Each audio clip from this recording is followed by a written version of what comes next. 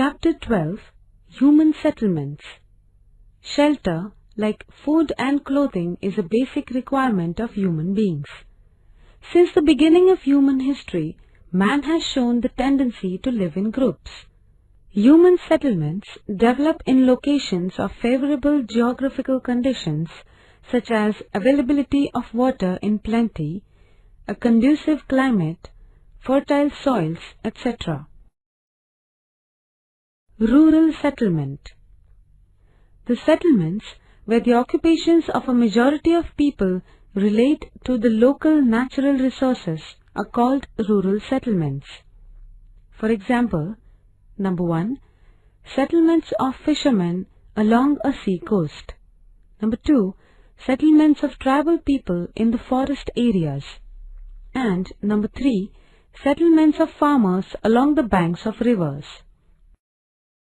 Development of urban settlements.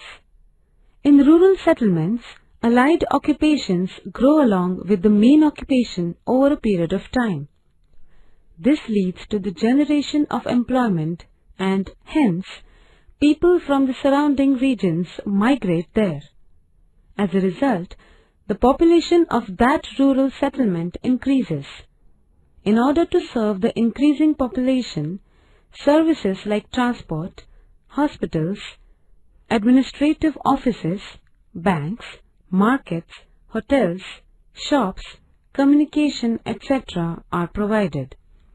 Therefore, importance of secondary and tertiary occupations increases and, comparatively, the proportion of the original primary occupations decreases. Thus, the rural settlement gets transformed into an urban one.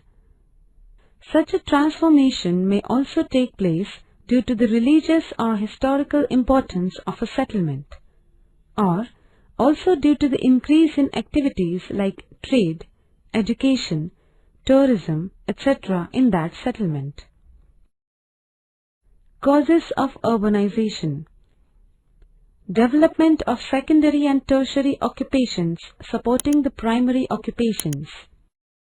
Increase in employment opportunities. Migration of people from the surrounding areas and increase in the population. Effects of urbanization. Rapid increase in population. Development of service sector for providing services to the increasing population. For example, centers of entertainment, educational institutes, etc. Modern means of transport and communication become available and the lifestyle becomes dynamic. Major features of rural and urban settlements. Rural settlements. Population and its density is low. Urban settlements. Population and its density is high. Rural settlements.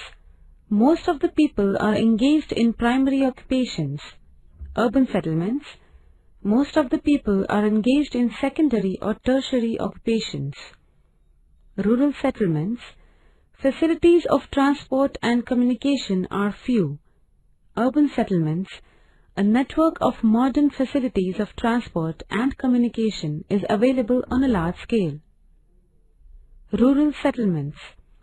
Types of available services are limited. Urban settlements. Various types of services are available. Rural settlements. There are weekly markets and a few permanent shops. Urban settlements. There are permanent and varied types of markets. Rural settlements. Open spaces are available around the houses. Urban settlements. Due to the scarcity of space, houses are close together and multi-storied. Open spaces around the houses are very limited. Rural settlements. House plans are traditional. Urban settlements. House plans are modern. Problems of urbanization. Increasing stress on public facilities like health, power, that is electricity, water supply, and also the law and order machinery. Increase in number of vehicles leading to traffic problems, air and noise pollution. Housing problems due to scarcity of residential dwellings and the consequent rise in the prices of land. A large section of the migrants coming to the urban areas belongs to low or very low income groups. This leads to the development of slums in large urban centers. Inadequacy of jobs for the increasing population leads to the problem of unemployment. As a result, the crime rate increases. The effects and problems of urbanization listed above are particularly seen in the different megacities in India.